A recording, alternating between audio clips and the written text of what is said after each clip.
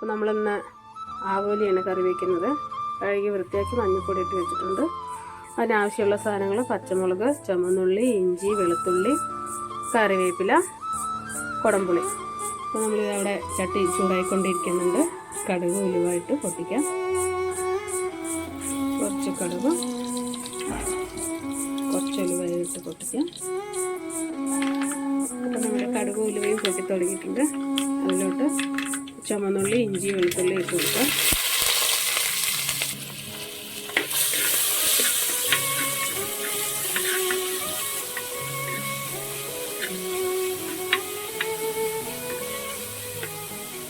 നമുക്ക് പച്ചമുളക് ആഡ് ചെയ്ത് കൊടുക്കാം. കരിവേപ്പില,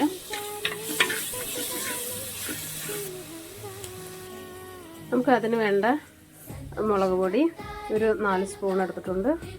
മല്ലിപ്പൊടി 1 സ്പൂണ്, മഞ്ഞൾപ്പൊടി 1 സ്പൂണ്. ഇത് കുറച്ച് വെള്ളം ഒഴിച്ചൊന്ന് ഗ്രേവി ആക്കി വയ്ക്കാം. അങ്ങനെ നമ്മൾ ചേർക്കുകയാണെങ്കിൽ ഈ മസാലകളൊന്നും കരിയാതിരിക്കും.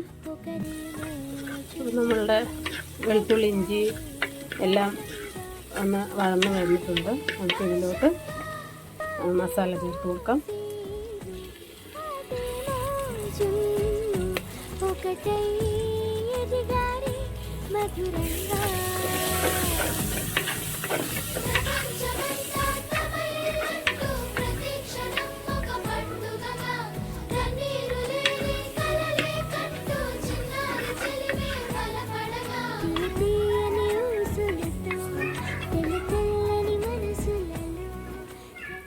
ഇതൊന്ന് ഇനി നല്ലോണം മൂത്ത് വരണം.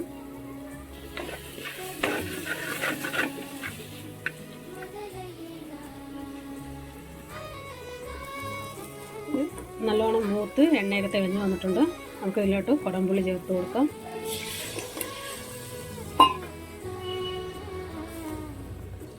ഞാൻ ഇതിലോട്ട് 4 പീസ് കുടംപുളിയാണ് ചേർത്ത് കൊടുത്തിരിക്കുന്നത്.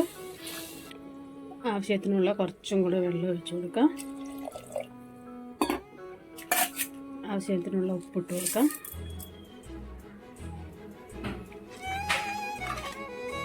ഇതൊന്ന് തിളച്ച് വരട്ടെ. ഇത് തിളച്ച് വന്നിട്ടുണ്ട് നന്നായിട്ട്. പുളിയെല്ലാം നന്നായി തിളച്ച് ഇറങ്ങി വന്നിട്ടുണ്ട്. നമുക്കിതിലോട്ട് മീൻ ചേർത്ത് കൊടുക്കാം.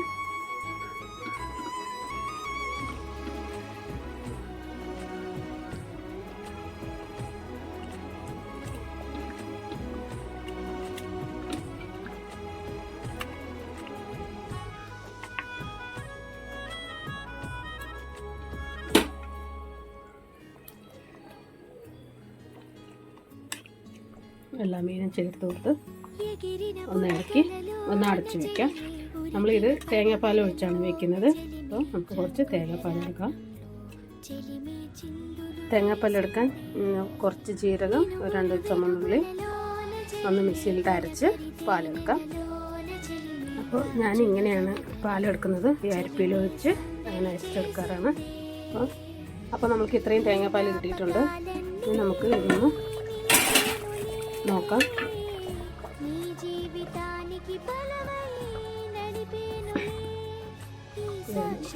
ഇളക്കാം. നമ്മുടെ മീൻ ഏകദേശം വെന്ത് വന്നിട്ടുണ്ട്.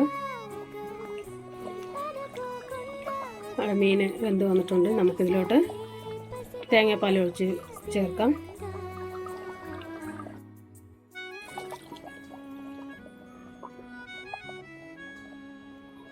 ഇനി ഇതൊന്ന് ചുറ്റിച്ചിളക്കി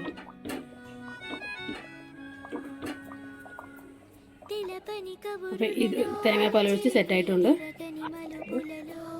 കറിവേപ്പില ഇട്ട് കുറച്ച് പച്ച വെളിച്ചെണ്ണ ഒഴിച്ച് നമുക്ക് സ്റ്റവ് ഓഫ് ചെയ്യാം. അവിടെ നമ്മുടെ മീൻകറി, ആവോലി മീൻകറി ഇവിടെ തേങ്ങാപ്പാൽ ഒഴിച്ച് റെഡി ആയിട്ടുണ്ട്.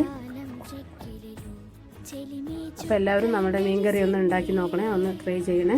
നല്ല ടേസ്റ്റാണ്.